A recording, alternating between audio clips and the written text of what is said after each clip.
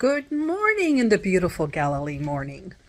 I just wanted to progress this a little bit further away from the barley because I'm really satisfied about our timing, and now I want to begin to look at there are 6 other species or first fruits offering that's going to be coming up on our horizon before we know it. And the parable of Messiah, and I believe I can find information on the Song of Solomon, though I'm not sure. It's been a while since I read it.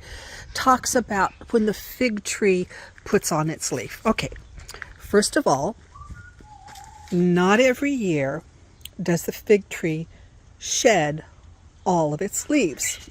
Some years they do, but there is still a season when the fig leaf puts on its tender leaf. Let me see if I can. Okay, this one will probably do better.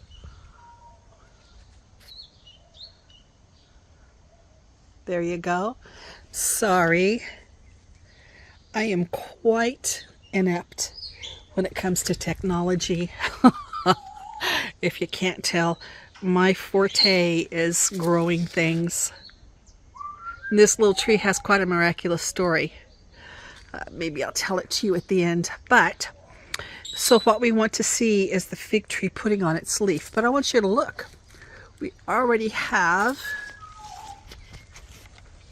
the new figs going on. See that little fig? There's some other smaller ones. I don't know if you can see, but we're going to try to see here. I know what they look like. Where's my hand? That's into the sun. Let me change sides.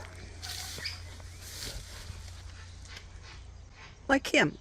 That's a little fig. That is a little fig. Do I get a focus on that? Not getting a focus. There. That's a little fig. Plenty of little figs here. Let's see if I can find another one. Those old dry leaves fall off pretty easy this time of year as the new ones come on.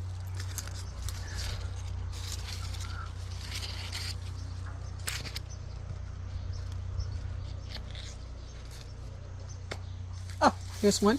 Gorgeous one. That is a little fig. And of course, the first fruits of the fig come from the top of the tree. Now the next thing I want to take you to is the grapevine.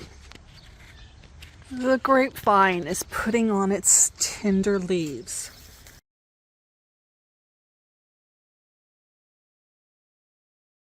Come in here, let's see if I can show you. Okay, the next place we'll go to the pomegranate and the olive tree. And the pomegranate is putting on its new leaves.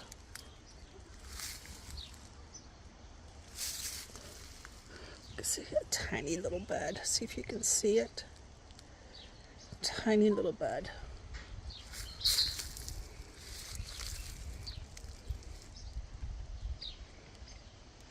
Over here, I'll show you my garden. Please forgive. Today's the first day that I've come out of the land rest, so I need to, of course, the clover will stay, but there's some things like these wild geraniums we call stork beet.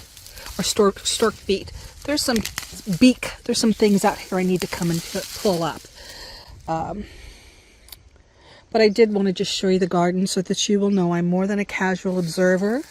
I actually literally grow and plant things here in Israel. Give me just a second. This is like eating popcorn. I can't quit once I put my hand in the earth, which is why I stay completely off the earth this year. Okay, let's go. Aren't they beautiful? Let's go to the olive tree. All right.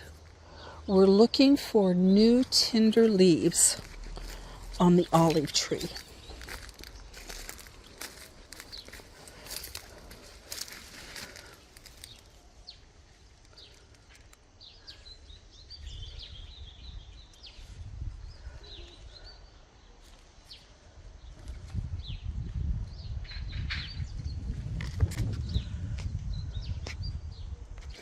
You may ask why I'm showing you all these things, because all of these things make the first fruits offering. And you need to understand that there will be no more significant rain between now and the rainy season next year. This is it. Everything is going to turn off out there outside the property. All that green is now going to begin to turn like my passion fruit vine I let die. I was tired of it. It was making too much fruit. It's going to turn that color. I get to pull that off there now. Okay? It's going to turn that color. All of that is going to turn brown as that, because there's not going to be any more rain. So it's the rain that we receive in the rainy season that takes us all the way to the 7th month. So it's important to see and know that when the barley is ready, there's a, like Wendy said, Wendy's been walking with me in this year, and she's very hungry to learn. There's a concert that happens, and that's a wonderful description for what goes on. Exodus 9:31 and 32 tells us that the flax will be aviv. That the barley will be aviv when the flax is blooming and the wheat's not grown up. Okay? Do I plant grains? I haven't planted. This is just now. I'll plant at the end of fall. However, this is wild volunteer barley that has crept in. And even though it looks very young to you now, you know what?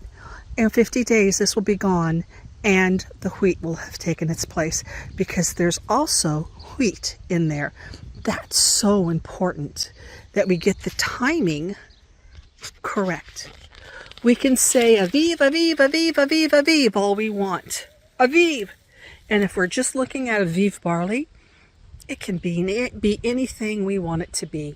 Anything. But when you connect all the dots with the 7 first fruits offerings that Elohim required from the land of Israel, there's such a succinct timing that no man can change the course of. We can only wait for him to display his will.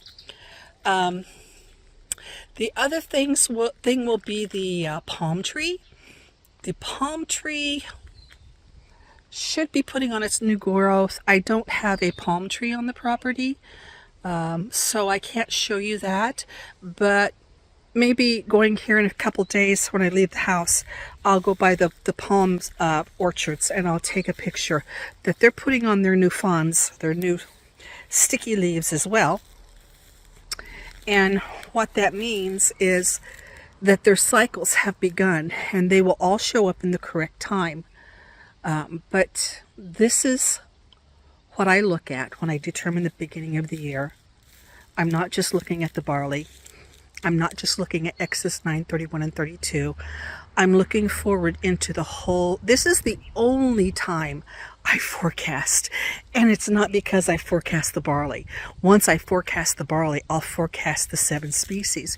Because if I have that set right, the rest will fall in place. And if you'd like to kind of delve in a little bit more about the 7 species, Deuteronomy 8:8 has the list of the offerings, the 7 offerings he required in the temple. You can go to Song of Solomon and read the language in there and see the association between the species. Maybe in this series we'll get to that and I'll open it up. But for now, that should whet your appetite. Okay, have a great week.